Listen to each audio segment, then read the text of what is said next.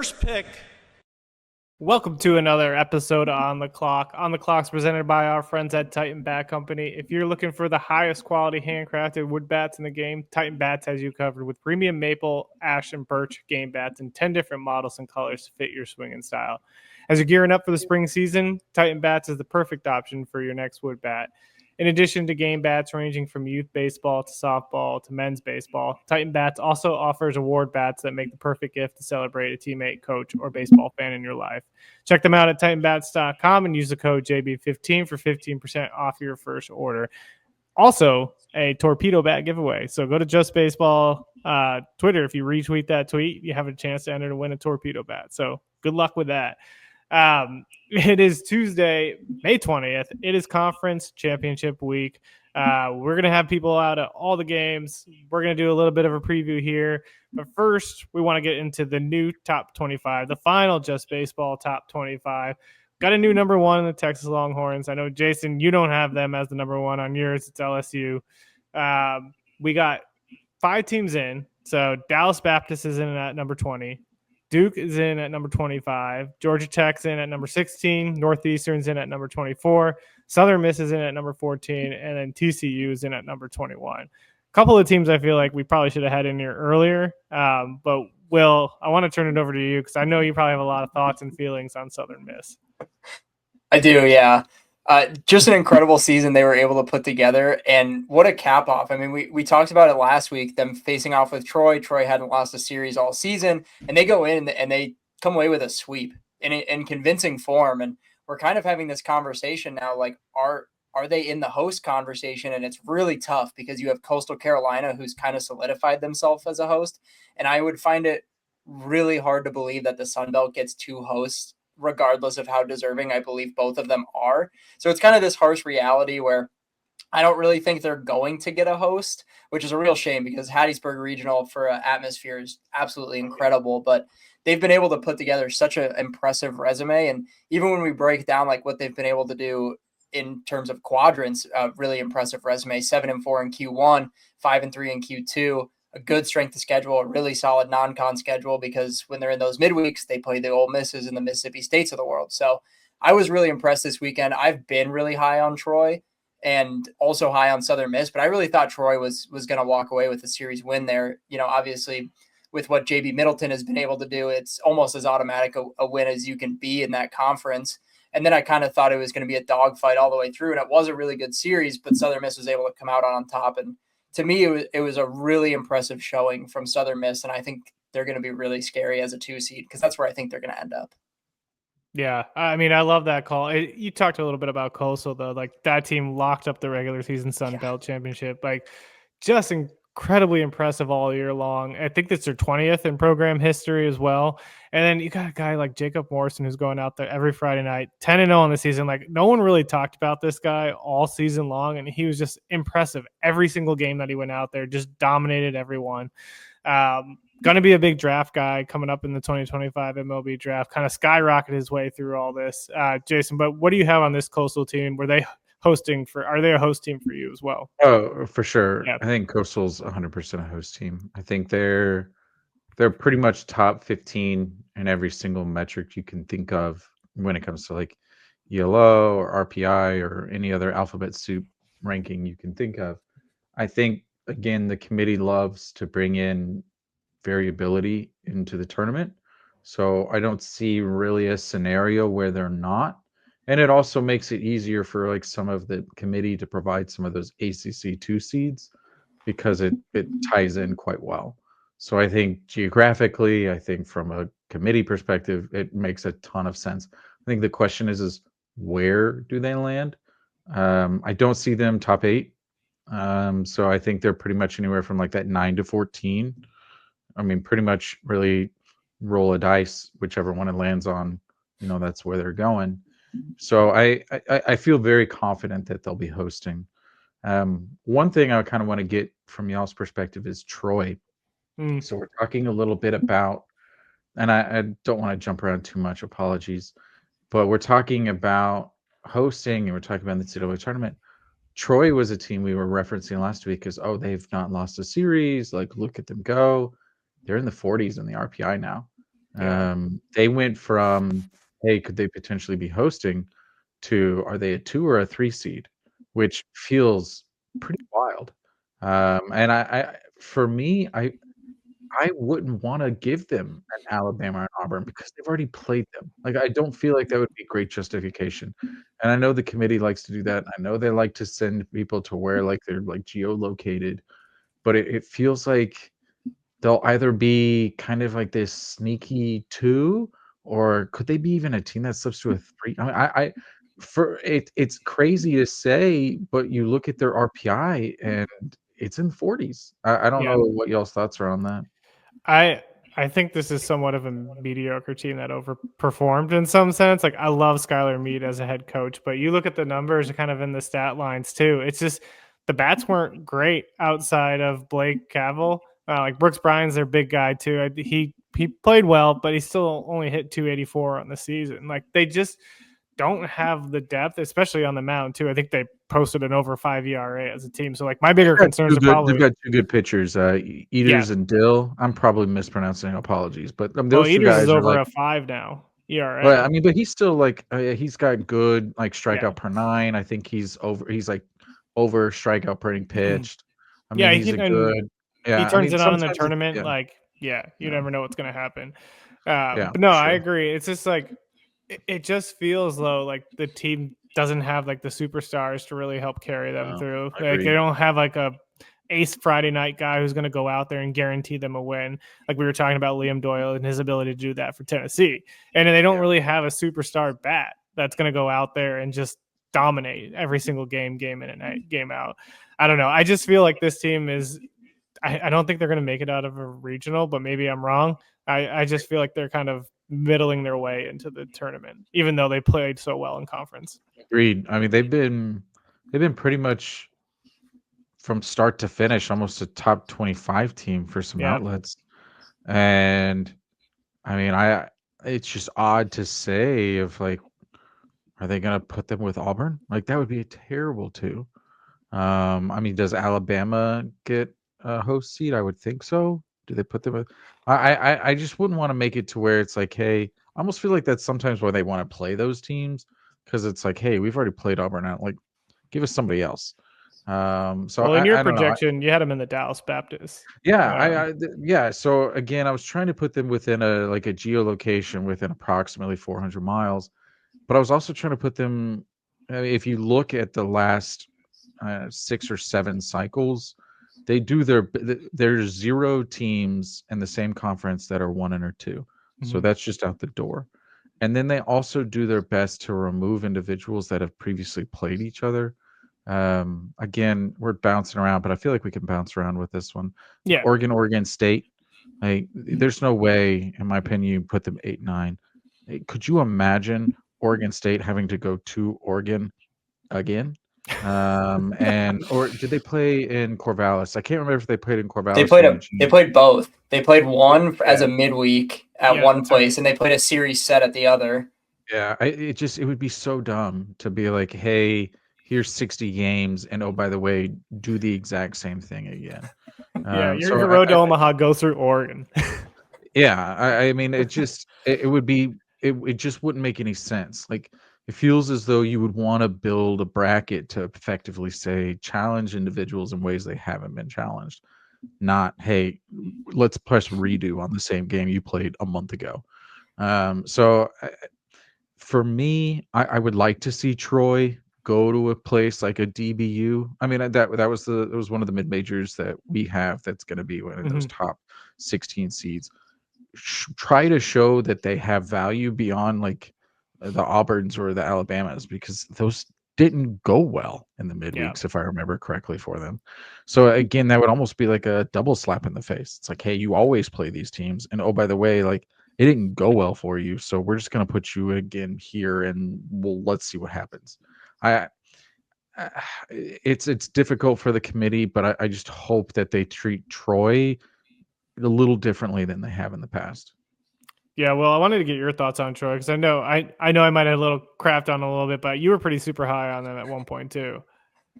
Yeah, it was one of those things where I was really high on them coming into the season. I love the addition of Blake Cavell coming over from Hmm. Western Kentucky, and a huge transfer grab for them.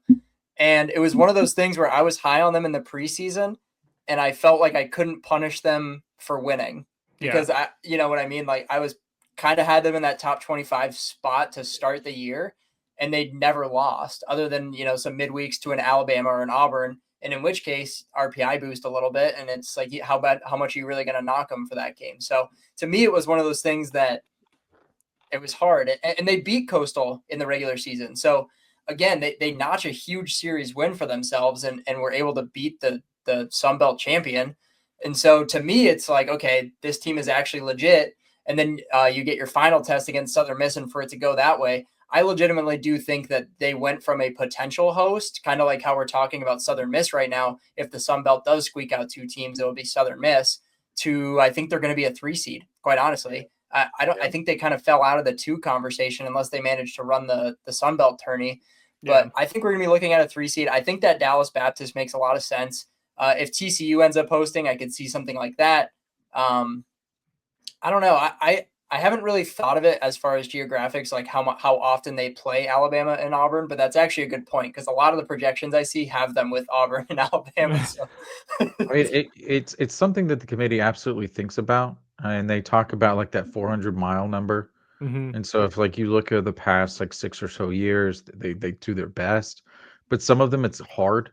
Like if you've got one in Eugene and Corvallis, like there are just so many Western schools, and then some of them like the Cal Polys or the UC Irvines, like they've already played them, and Yeah. so then it's like, okay, well, do you want to do like a rematch, or do you want to like try to incorporate other teams? Maybe bring in like a Southern Cal out of the Big Ten, who's kind of like on that fringe. Like it's a difficult task for them right now, and I think unfortunately Troy has made it a little easier for them to kind of align them maybe in like a 2 or a 3, as you said, in an Alabama or an Auburn regional, which I highly doubt they would like to be. Yeah. I want to shift over to the Big 12. Will, you mentioned TCU. So this is another team that entered our top 25. They're 17th in RPI. They finished 37 and 17 overall, a 19-11 mark in the Big 12. We talked about it pre-podcast how West Virginia and Kansas are frauds. TCU, I think, is the best team in the Big 12, but I want to get your thoughts. yeah, I'm 100% with you. And this is going to be a great opportunity for them to show it. I actually think they got a really favorable draw when you look through this bracket. They're going to have one of K-State and Houston in that second round game. And then they're either going to have Oklahoma State, who is playing really good baseball, but they're kind of a bubble team to get in. So they can't really mess around, and they're going to have to burn some good arms early. So if they do find a way to get through Kansas, Yeah. I think they're going to be pretty exhausted as far as the pitching depth at that point. So I love TCU's odds to run through this thing. And then they're going to have one of, I think in Arizona State, Arizona, West Virginia are probably the 3 probables on the top part. And I like their odds against all of them. I know Arizona beat them in the regular season, but at the end of the day, I think that's going to be the most likely matchup, in my opinion, is Arizona and TCU in the finals. And I really do think TCU is going to put their stamp on this thing. I think if they run the table in the Big 12 tourney, they're a lock for a host unless somebody in the SEC does something crazy like a Florida, who's kind of on that bubble as well, which I would not be surprised if they did something like that. But I think if they have a good showing here in Arlington, I think it's about as close to a lock as you can get it. I love this TCU team, man. And like the future, like we talked about having them being kind of basically run on the offensive side by freshmen. Like the future of this team, like granted, if those guys don't enter the portal, and like I'm pretty sure they're going to stay at TCU, but like that coaching staff's incredible. They got an incredible group of guys on the offensive side of the ball that are young. I think they have the same on the pitching side as well. Like it's just a fun team, man. And I talked a little bit about preseason, like how this team was going to have a chip on their shoulder because they got snuffed last year out of the tournament. Like they came ready to play. They showed up and dominated in the Big 12. Didn't get the conference championship because West Virginia somehow snuck in there. But I don't know, man. I love this team. What do you got, Jason? Anything on Yeah, it? no, I agree. So, Yeah. I was actually just looking to see what Chase Brunson's, if he was going to be a 25 or a 26 guy, because their 3 top hitters, I believe, are all coming back next year. So, I mean, not only do you love this TCU team this year, but you really are excited about them next year. I mean, they're obviously going to lose some pieces like Bowen, who's been a catcher for them, it feels like forever. Who's the shortstop? Is it Gonzalez? Silva. Yeah, Silva. Silva. Sorry. Yeah. Yeah. So Silva, who's been there since a freshman. Abelt is probably going to get drafted, even though he had TJ. So they're going to lose some pieces. Is Lepore, is he a sophomore or is he, He's a where is he? sophomore. He's not draft Yeah. So eligible. they'll get Lepore. I mean, I'm thinking too far ahead, but this year, I really liked him this year. Yeah. I don't know what about their depth. I'll be interested to see what they look like in a regional. I think regionals are really where some teams like TCU can get caught up. If they find themselves in the losers bracket, it's a lot harder to dig yourself out in comparison to like an LSU who just throws an arm out there pumping 99. So I think they're well set up to play well in like a 3-game series. But if they have to go to 5 and win, best, if they go 3-1 or whatever the number is in a regional, how will they do it? Who's pitching that 4th or 5th game, for them? Yeah, no, I agree. Are there other teams in this top 25 that you all want to talk about that have made a jump, kind of dropped? We were talking about Florida? Northeast. What's that? What do you have Florida? 19th. You have, okay. So I'm a little worried and also, intrigued by Florida. If you've watched some of their games, I think where you're starting to see the injuries pile up, and they had a few more this weekend as well, it's in the fielding. Yeah. It feels like they're having 2 to 3 errors a game. I mean, it almost their pitching is so good that it kind of just. I mean, Aiden King, I think he gave up 2 runs, and they weren't even earned runs. I think both of them were unearned. It was one of those things where their hitting, I think, is doing really well. They have the best rotation in baseball now. I really I think it's solidified. They have the best rotation, but they have so many guys that are kind of just playing a little bit out of position now. It's kind of starting to rear its head.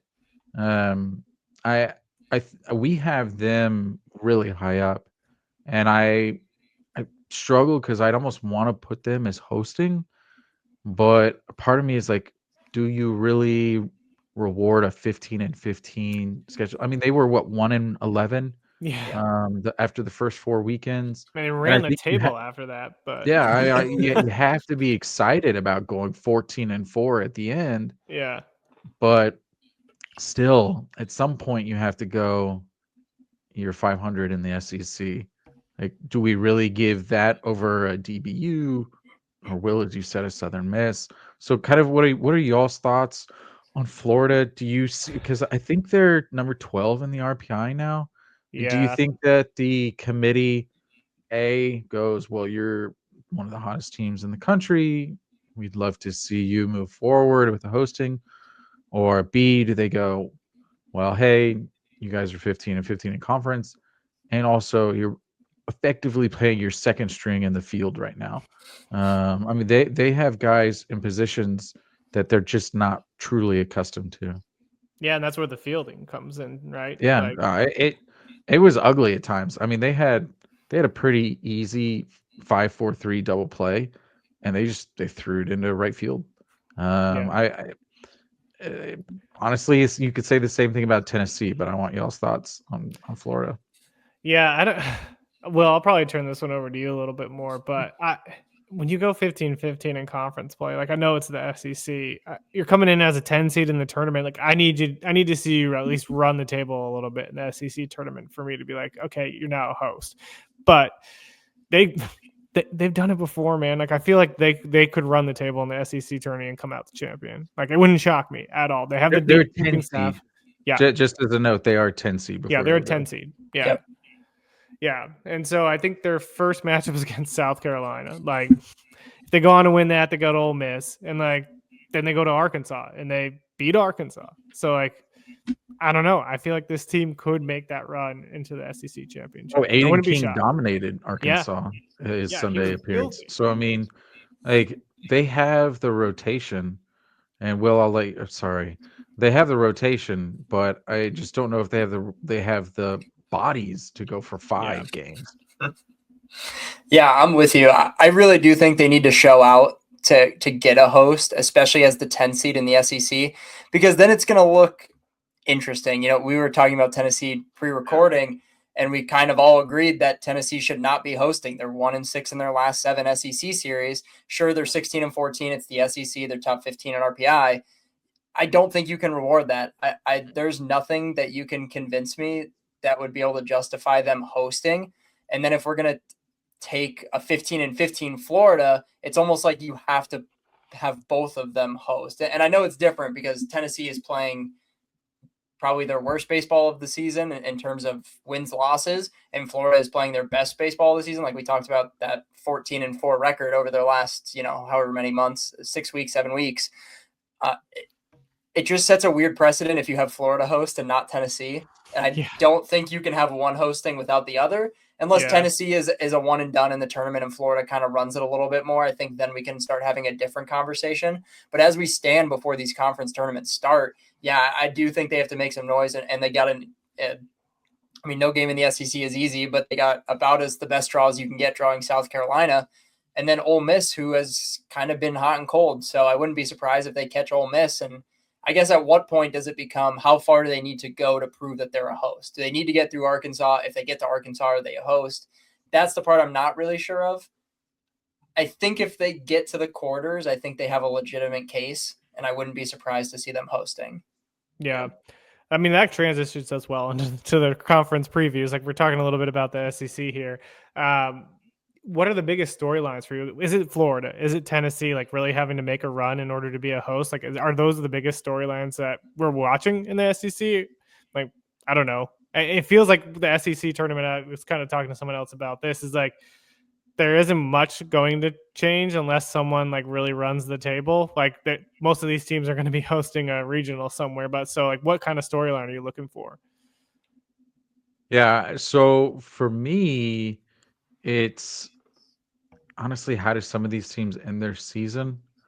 So I think 3 of them you can pretty much say the season's over. Texas A&M, Missouri, South Carolina. Texas A&M, I mean, we didn't talk about the Georgia series. They showed some life, but then you have, again, some of your best hitters, Chase Laviolette, went hitless. So it's like, how do they end the season? I mean, they lost Sorrell again. He's going to be sub 30 games played on the season. So I think it's almost like an exit interview for some of these teams of like, what are you going to do when effectively you don't have much of a season anymore? Are you going to show out or are you just going to show up? Yeah. But then I think you have Alabama, Florida, and Tennessee and Ole Miss. All 4 of those teams right now, I would say, are on that like 1-2 bubble. I think most people would have 3 or 4 of them in 2 seeds, just because you don't want. This sounds silly to say, but you don't want 10 hosts from one conference. I just don't think that would be good for the game. And so if you've got these 4 teams who are fighting for maybe 1 to 2 host spots, in my opinion, Alabama probably has the best spot for it right now.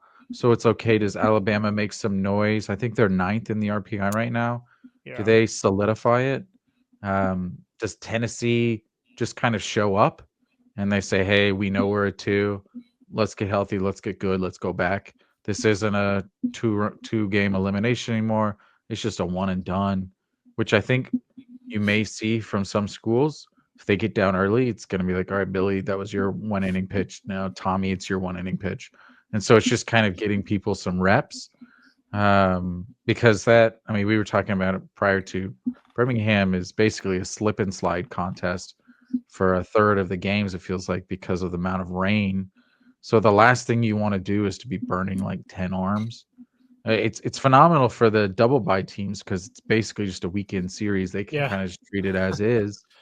But for some of those teams, like we were just talking about for Florida, I mean, if they're trying to win 4 games, that could be tough. I mean, they've got the arms clearly to win 3, but once they get to the 4th, I mean, they've been a pretty light bullpen. It's been usually like 3 or so guys. What are they going to do on that if they get past Arkansas on that 4th game? I highly doubt they'd want to, try to bring in another crazy arm and like use them to exhaustion when, again, at that point, if you've won 3 games, have you kind of set yourself up for a hosting site? So I think it'll be a big chess match in the SEC. And generally you come out of it and you say like, oh, they just didn't want to win the game. They all want to win the games. But I do think it's going to be this chess match of, once we recognize our percentages for winning or losing or whatever, I think you'll start to see some pieces move a little differently than you would in a generic game. Yeah, I mean the only thing. So now what I think is Texas A&M is going to run it, because you just said their season's dead. Every time everybody's counting Texas A&M out, they go out and just win games. Yeah, that would be the only way. They're 11 and 19 in the SEC. Yeah, like that's just. I don't have the numbers for the number of teams that have gotten in with 11 wins. What was Florida last year? Were they 13? 13. 12 or 13? Yeah. 13. 13. And so everyone was like, oh my God, I can't believe Florida got in with 13 wins. Texas A&M's at 11. Yeah.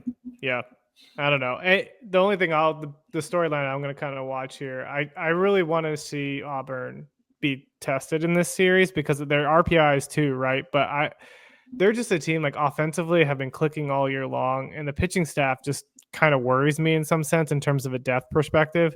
They got a team ERA near 5, and they've had Cade Fisher go out there, and he's just kind of been mediocre. That was their big transfer portal guy. Like, Samuel Dutton's been great. Like, he's been the guy that they've been able to rely on over and over and over again. Cam Tilley has been okay. Like, they have pieces, but I feel like in this kind of tournament, the fact that they're not getting that 2-round bye, they're really going to be tested in some sense. Will, what do you got? Anything on your end? My big storyline for this is going to be the Kentucky Wildcats, because even though they did hit the 13 win mark, which has kind of become the magic number in the SEC, I think they are still on the bubble. I agree. I think if they go one and done, they're 13 and 17, they're 36 in the RPI right now. Not a good non-con strength of schedule, good strength of schedule just because of the SEC. Here's the thing, is that they match up with Oklahoma in the first round. And I'd be willing to bet that they're going to see Kyson Witherspoon. Yeah. And I genuinely believe that it's going to come down to them to this game. I think if they win that game, they're in. And I get that the 13 and 17 has always kind of just existed. I think Kentucky is somewhat of an exception to the rule. And I do think that they have to get through Oklahoma to earn that spot. I believe right now, as we stand today, they're kind of like a last 4 in kind of team is kind of where I'd place them. And that game against Oklahoma is going to mean a lot for both teams, but specifically for Kentucky. I think if Kentucky goes home on first game, they're not going to get in. I think we're going to see a mid-major take that spot over, and we can kind of put to rest that 13 and 17, you're automatically in kind of thing. I love it. I like Kentucky a lot too. I think they're highly underrated. Yeah.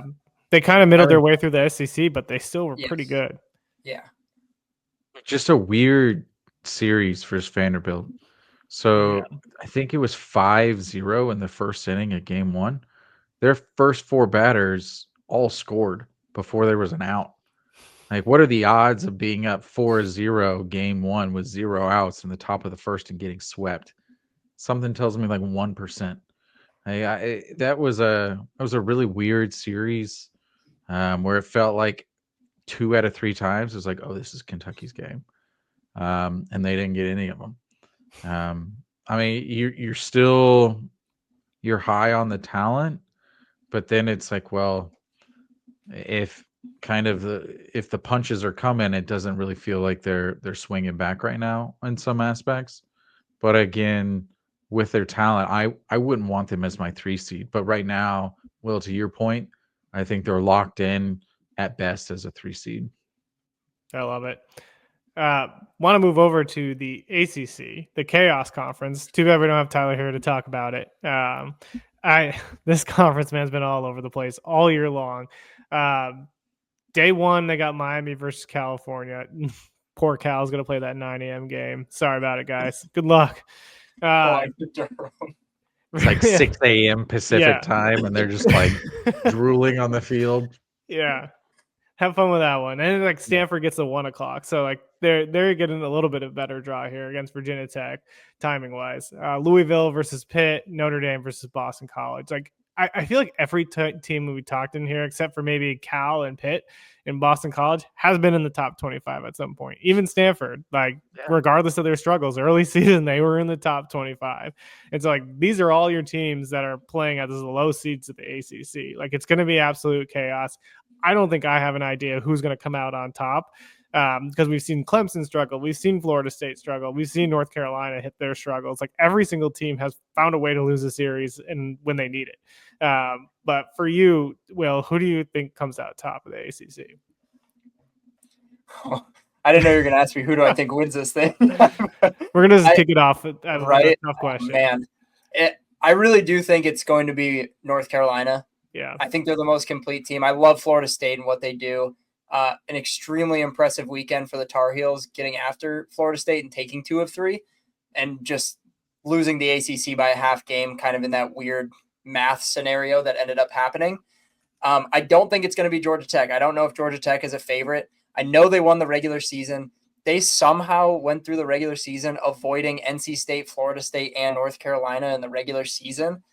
So you win the ACC, you beat the teams you were supposed to beat. Hats off to you because that's still a hard thing to do in this game, especially at the college level.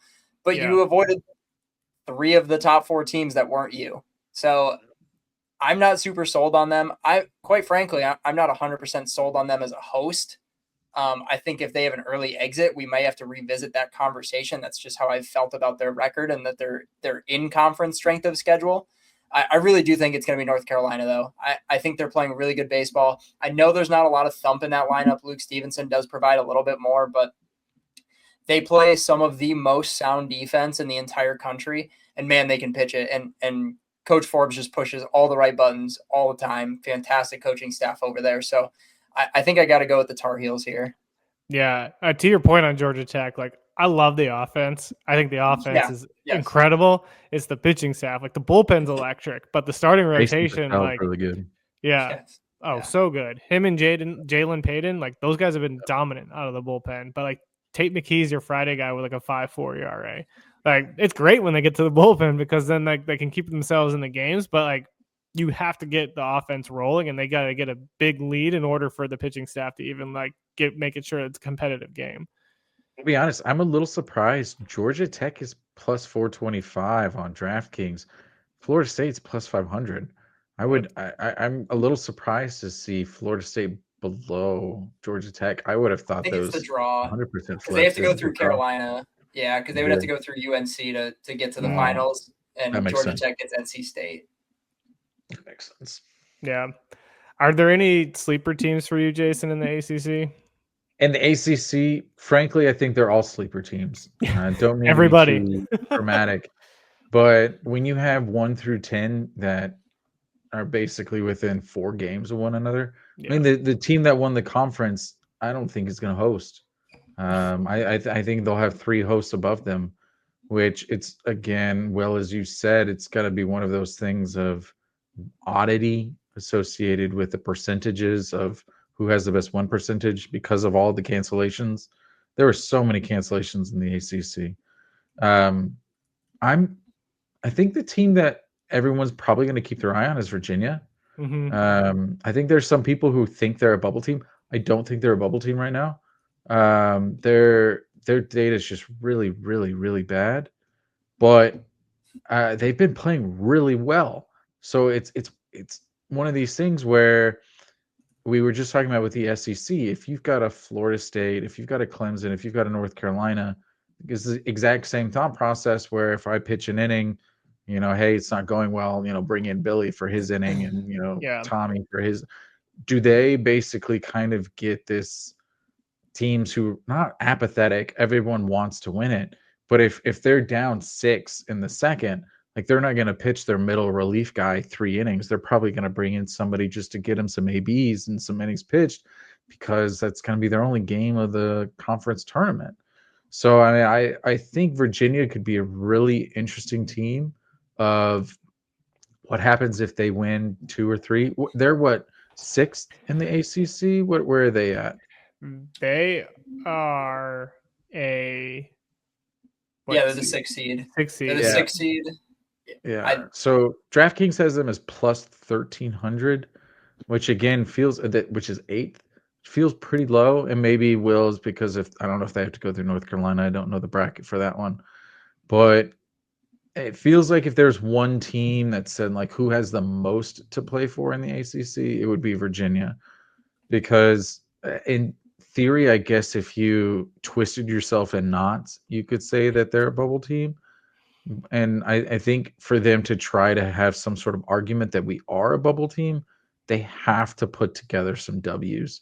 Yeah. So any game with Virginia is going to be the one I'm watching just to see like do they show up and like just tear it up, because my assumption is they're going to be looking at these games as we're now in a single elimination for our season and we need to go win.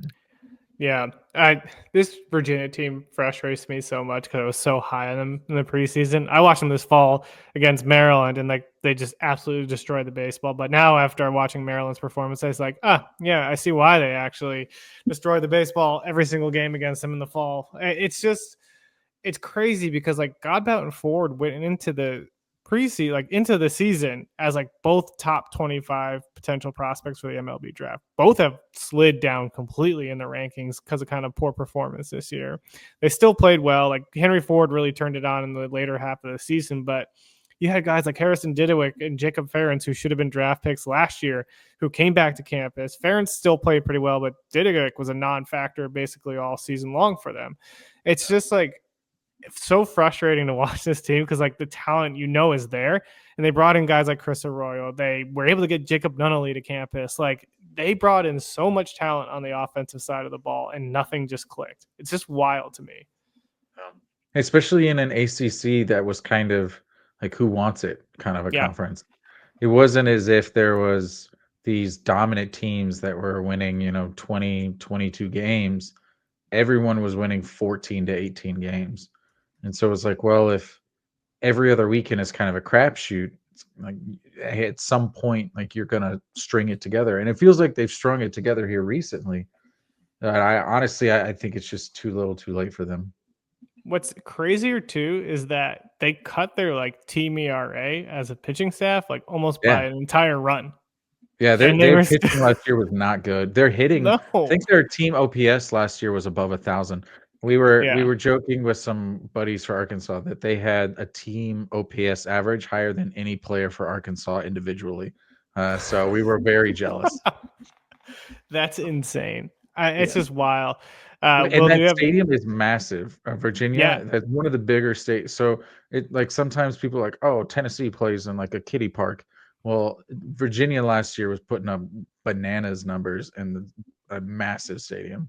They had guys with this is home run totals from last year 23, 17, 14, 17. It was ridiculous. Like, those are top 5 guys. It was ridiculous. I think their team average OPS was like 1050, somewhere in that ballpark. Yeah. They had a 330 batting average and a 567 slug as a team. Yeah. They were good. They were good. Will, do you have any thoughts on Virginia before we shift over to Big 12? Yeah, I kind of had them as a bubble team, but you look at what they've been able to do the last 4 or 5 weeks. But I think they solidified it with the way they finished out. And at 16-11, it's really hard not to put them in conference. I think they did enough the tail end of the year. And I'm right with you, Jared. This is a team preseason that I was holding as I thought they were going to be the best offense. In preseason, we were talking about Texas A&M's lineup. I thought Virginia's lineup was going to be even better than that, right? Yeah. Neither of which really showed out, and Virginia's starting to put it together a little bit more. But I was like, this is hands down the best offense we're going to see this season. And we got about 3.5 weeks into the season after watching them lose in Puerto Rico to Michigan. We're like, this is not the team that I thought they were going to be. And it just took a really long time for those things to click, which is unfortunate. There is one team that I think has a big opportunity here, and it's Notre Dame. I think Notre Dame is a true bubble team. They're the 11 seed. They're 40th in the RPI. and they're looking at Boston College in game 1, and if they get through that, they have Virginia. So I think they've got to win, right? I think they've got to win a couple. The bubble battle between the Golden Domers and the Who's. The ACC is just like an entire bubble battle conference. It is. That's what we're gonna call it. We're gonna make an image that says bubble battle conference. Instead of Battle of the Bastards with what is it? Game of Thrones Battle of the Bubbles. Yeah. Just the ACC. Yeah. I want to move into the Big 12. Will, you're going to be at the Big 12 tournament down in Arlington. Some actually really solid matchups. We saw the bracket get dropped a couple days ago. Day one's a little like Cincinnati, Texas Tech, you mentioned, pretty good matchup. K-State, Houston might be kind of interesting. Baylor, Oklahoma State. But like day two, you have a chance for like Arizona versus Arizona State. So like an in-state rivalry to kind of move on in the Big 12 tournament. And all those teams that win on Wednesday will have to play either Arizona, West Virginia, Kansas, or TCU. We talked a little bit about how we think TCU is the favorite, but what are some teams that you're watching in the Big 12? Yeah, I think Oklahoma State has the best chance of finding their way in with this weekend. They really can't afford to mess around, especially with a 27-22 overall record. So they're going to have to roll out somebody. I have a feeling that they're going to throw Harrison Bodendorf against Baylor in that first game just to get a win under the belt and then see what they can do against Kansas. And that game might just be an absolute slugfest. I can see that game being a 16-13 game when it's all said and done, just because Kansas's pitching staff has not necessarily been the strength of that team. It's been the offense. And they pitched it really well against West Virginia last weekend. I was extremely impressed with what they were able to do on the pitching side, specifically against the Mountaineers, but they've hit all season long, and I don't think that's going to stop. Arlington is an interesting wrinkle to this. They're in a pro park. It's going to be a little bit different for those guys. Mm-hmm. So I'll be curious to see on how that affects them, but Oklahoma State has already played there this season. I believe Arizona has as well. Yes. Both did. Cincinnati did as well. Yeah. Yes. Yep. And Kansas State. Yep. So a little bit of familiarity. So that'll be good for those teams that they've been in that park before. I'll be curious to see how that affects those big swinging offenses like Oklahoma State and like Kansas that aren't necessarily as strong on the mound outside of maybe one or two guys. I think Oklahoma State has a good chance here. I think K-State also needs to win that first game. Houston is not a super tough opponent for them, but I think they're on kind of that 3-seed fringe right now. I've seen some 2s in there. I've seen some 3s. Same with Kansas. Kansas, I guess, has an opportunity to host if they run the table. Maybe. No. I don't think so either, but I've seen some things. So a lot of things would have to happen. A lot of things would have to happen. Yeah, that's right. I never say never, but a lot of things would have to happen. Yeah. I mean, quite frankly, I'm just really excited especially for this second round of matchups. Like, I think that's where this thing can get weird. Yeah. I wouldn't be surprised to see favorites just roll through, though, to be quite honest, outside of maybe Arizona State and Arizona. Depending on how that plays out, just because of the rivalry aspect of it, both teams are going to want those, and Arizona State's fighting for a spot as well. So that's a big game for them if they get through BYU. I want to talk a little bit about Arizona State because, I'll say it. The pitching staff, in the words of Tyler Jennings, is hot, stinky doo-doo butter. Like, the pitching staff is not good. No offense to Ben Jacobs. Like, he's a guy that's a big draft guy. It strikes out a lot of dudes, but he just gives up a ton of hard contact. Like, 3 good guys, Martinez, Jacobs, Carlin. But you're right. The rest, they strike out a lot of guys, but they give up a ton of hits and a ton of home runs. The bullpen is true. Like, the strikeout numbers are there, but I feel like this is one of the most underrated offenses too. Yeah, Kean Vu, Brandon Compton, Isaiah Jackson, Landon Harrison showed up and started to rake for them. Kyle Walker has been good for them. Matt King, who doesn't get talked about at the top, hitting 400 on the season. This lineup is extremely good. Compton, Vu, Jackson, all big draft guys. I think new Contreras, also a draft guy. They've got some dudes with some pop. I think they got a little bit more swing and miss than you'd like to see in a lineup, but they're going to hit the long ball. Jason, I don't know. What do you got? Anything? Yeah. For me, for Arizona State, honestly, I think they're on the bubble. I think they could be Yeah. good. I think their RPI is like in the 40s, which doesn't really like correspond a lot with it. I think they have 18 wins in the Big 12. Big 12 again is in just a kind of an odd spot where some teams I think were impacted by who those like 12 losses were to, because some of those 12 losses were to teams whose RPI was like the Texas Tech that was struggling quite a bit and just kind of like caused a little bit of a difficulty associated with their tournament structure, as you may say. But I mean, if you look at their hitting, I mean, as you said, they're 90th percentile better in pretty much everything. But I mean, they walk a ton of guys. They Yeah. walk a ton of guys. Which we've talked about this in the past. It's like, hey, how do you lose games? You walk people. So I just don't trust a team that like struggles to throw it over a plate, because you're gonna help another team beat you. I mean, it's very similar to the Arizona State team, like what last year or 2 years ago. Yeah. Elite hitters, they just couldn't like get it over the plate. So I like the team as a whole. I actually I think I have them in, if I remember correctly, because like, at the end of the day, like 18 wins is 18 wins in the Big 12, and the Big 12 is a good conference. I think there are 6, maybe even a 7 team type of bid conference. So to have 18 wins in that type of conference, I think is loud. But I think they have enough holes to where if they were the 2 or the 3 in my seat, probably the 3 in my region, I don't know if I would be worried about their bats, is more excited about their arms. Now they do have some great arms at the top, but again, it's well, as you said, like once you kind of get past that first layer and you start to peel back, you're like, okay, we can manage this. I the Big 12, I think you're going to be very similar to the ACC and the SEC. I think you're going to see some teams. I say that almost. You're going to see some teams that are going to be kind of fighting it out aggressively to take themselves off of the bubble. And I don't know what that will look like. Will, I think you pointed out well that the stadium is massive. I think it's 410 to right center field there in Arlington. I mean, it's like 390 in Auburn center field, 385, 390, something like that. So you're talking about like a massive difference in size from a lot of these places. So a team like an Oklahoma State or a team like a Kansas that may depend upon the long ball, how are those offenses really going to work if those long balls turn into doubles, or even outs, because they're 360 to right center field, which is out in their stadium, but it's not even to the warning track in Arlington.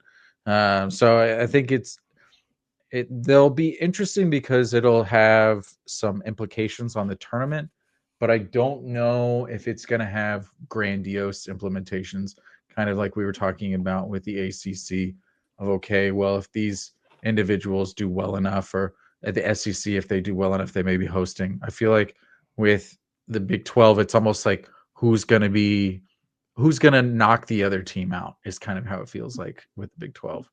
Yeah. Wrap up with the Big Ten and their pool play. So Big Ten pool A is Oregon, Nebraska, Michigan State. Pool B is UCLA, Michigan, Illinois. Pool C, Iowa, Indiana, Rutgers. Pool B, USC, Washington, Penn State. I don't have a ton of thoughts on the Big Ten. I saw a lot of the Big Ten this year. Hashtag sorry, Maryland, you didn't make it. Sad.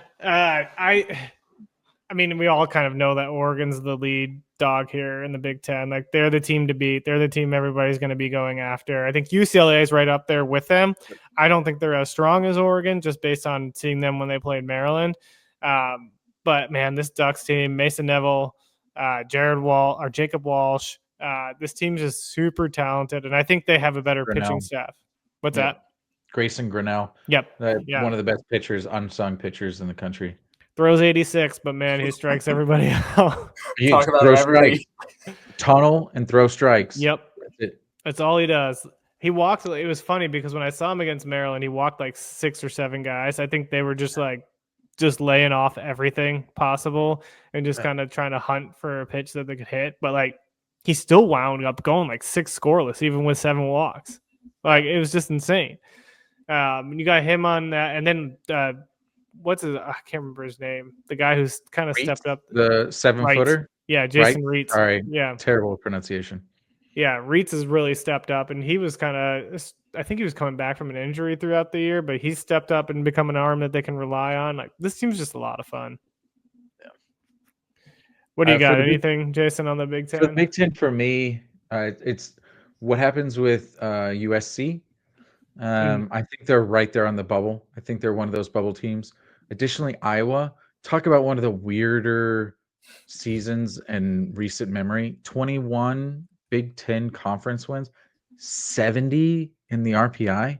Yeah, Like right now, it doesn't even feel like they're a bubble team. Like, how can you not have an at-large for a quote-unquote Power 4 team with 21 conference wins? Insanity. I was talking about Oregon with someone, and they're like, "Oh, Oregon doesn't impress me. Like, look at their Q1, Q2." And I was like, "Well, it's because I think 21 of their 30 conference games were Q3 or Q4 games. Like, it just wasn't a great year for the Big Ten in terms of like metrics. So I think it'll be what happens with Iowa and Southern Cal. That's all I'm looking for right now. Yeah, and I think too, because you expect more from like Maryland and from Minnesota. Like these teams have performed in the past in the Big Ten, and they just did not have anything. And even like Rutgers is usually one of the better teams in the Big Ten. Nebraska came in and was ranked preseason top 25, and they just completely fell off. Same with Indiana. Indiana did the same thing. Like they had Devin Taylor, Corbin Dickerson, two guys are absolutely mashing. Top 25 preseason ranks. They just kind of fell off the table. Will, you got any other thoughts on the Big Ten?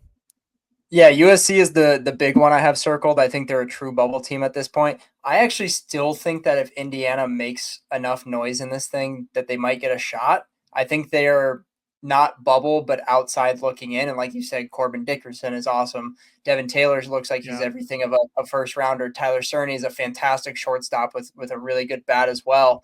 Their whole thing was that they lost all of their pitching last year, and the guys they brought in just didn't cover what they lost, and they lost their entire rotation from 2024 to this year. So I thought it was going to take some time to getting used to, so I wasn't surprised when they had those early struggles, and it just seemed like it didn't click as much as I thought it was going to.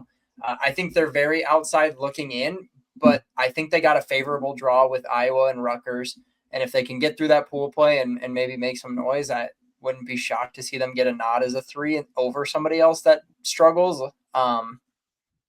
I don't know. That's the only other team I'm looking at it in this whole thing is those two.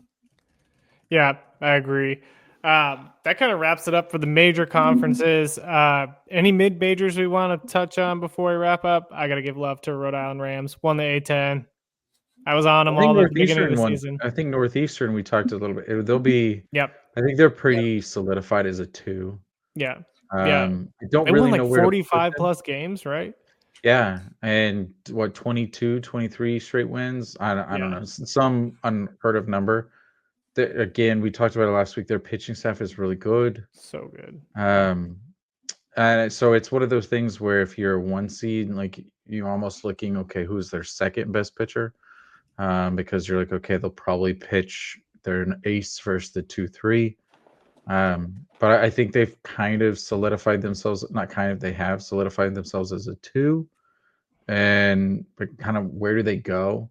Because again, that's one of the oddities with the tournament is where do you try to put some of these teams that just geographically don't make a lot of sense. So my assumption is that maybe we'll be like paired with an ACC, but I don't know. We'll see. I think they're going to be an interesting one. Western Kentucky is another one that I think is still just barely on the bubble. They lost their last series of the season, which really hurt them. A team that for most of the year had great numbers, both hitting and pitching. We're just putting up some really great games, game in and game out. But it feels like this last series where they lost. I mean, it was. I still want to have them on the bubble, but I could absolutely see the committee staring at a Virginia and staring at a Western Kentucky and saying, like, who do we think could win, the most games versus a top 30 RPI team. My assumption is they would probably say Virginia right now. Yeah. Other than that, I mean, I don't know. What ones are y'all thinking of? I mean, I don't have a ton. Like, I think Rhode Island's an interesting team. They're going to have to win the A10 championship likely to get in. But the offense was just absolutely insane. Anthony DePino put on a show in the A10. Pitching staff, I don't look at the team ERA. Don't look at any of the arms because it's a kind of a mixed bag up there. I think they had like an ERA of like over 7 or over 8 at one point during the year, and it might still be that way. But they're just kind of a fun team. Like, they see what they can do in the A10. I think they're going to run into some trouble with like George Mason and other teams that are really good as well in that conference. But they're one that's interesting to me. And I got to shout out the alma mater, Nevada Wolfpack. Won the Mountain West regular season championship. I think they could pull it off, and the tournament as well. Again, not a super exciting team, but they just kind of have the pieces to do the right things, and they're just another team I'm watching. What about you, Will? Any for you? Yeah, UC Irvine is one that I'll be watching in the Big West tournament. They've also been a team that has kind of been fringe host for the better part of, I'll say, like the last 6 weeks. I think they're going to walk away with a Big West championship. I think that tournament is going to be really, really fun, though. Hawaii clinched the 4 seed in that with a win last night, so I'm really excited to see them in some postseason play because they missed it by a game last season with a really good squad. Ton of really quality seniors on that team. A lot of really good pitching, especially in the bullpen. They're fighting for a spot, though. They've got to get the auto bid to find their way in. And I'm with you on Northeastern. Northeastern actually hasn't lost a series since February, and it was against Hawaii when they went to the island and traveled 6,000 miles. That's a nutty road trip. One of the most impressive teams this year. I think, like you said, they've won 24 straight, and they've won, like, I think it's 29 or 30 of their last 32. So they've been unbelievable basically since March 1st. They're so much fun to watch. They're going to be a nightmare for somebody as a 2 seed. Those are mine, though. I think UC Irvine has a legitimate chance. I'm really excited to watch them in some postseason ball. I always love watching that Big West style of baseball. So love it. Guess we'll dive into some final thoughts. Just on our end, we're going to have someone at every major conference championship. So I'll be at the SEC. Tyler's going to be at the ACC. Will's going to be at the Big 12. We got Greg Zumock filling in for us at the Big 10, so he's going to be covering that for Just Baseball. Got tons of content coming your way. We had a MLB mock draft 1.0 drop. We're going to start having individual MLB draft podcasts as well to go along with college baseball as we ramp up towards July. The new latest top 25 updates out, and we're going to have a ton of like MLB draft fit articles, and we're going to have like constant comprehensive coverage coming from the conference tourneys as well. Jason, Will, you guys got any final thoughts on your end? It's conference tournament time. I think UT Rio Grande Valley, them and Sela both losing in the Southland was kind of a surprise. Yeah. I'm kind of pulling from New Orleans in that one. I think this is where you kind of put on your fun little I'm a fan for a day hat at times. And it's always fun because you kind of think of, okay, well, unfortunately for New Orleans, well, if they win, they're probably going to LSU. So that wouldn't be any fun. But it's you always love to kind of see these guys who put forth, so much time, so much effort for 60 games or however many, kind of have their moment. And I think it's a great time of the year in which you can kind of talk about watch some games. Oh my gosh, pretty much you turn on if you have ESPN Plus or ESPN Watch, whatever it is, there's a game at pretty much every waking moment of the hour for the next few days. So just if you enjoy baseball, it's a good time to be enjoying it. Love it. Will, what about you? I got nothing. I'm super excited for this time of year. Lots of fun stuff going on. If we thought the regular season was going to be crazy, I think this next month of baseball is going to be even more ridiculous. I think there's going to be a ton of upsets this year. Yep. Going to be an exciting time. We're excited for it. We'll be out there all week long. And then we'll probably be coming to you next time with a live stream from the NCAA selection show on Monday. So the Monday, May 26th, be there. We're likely going to do it starting at like 11:30 Eastern, sometime around there, maybe 30 minutes before the actual selection show, kind of go through our field of 64 projections and all that fun stuff. So until next time, we'll see you.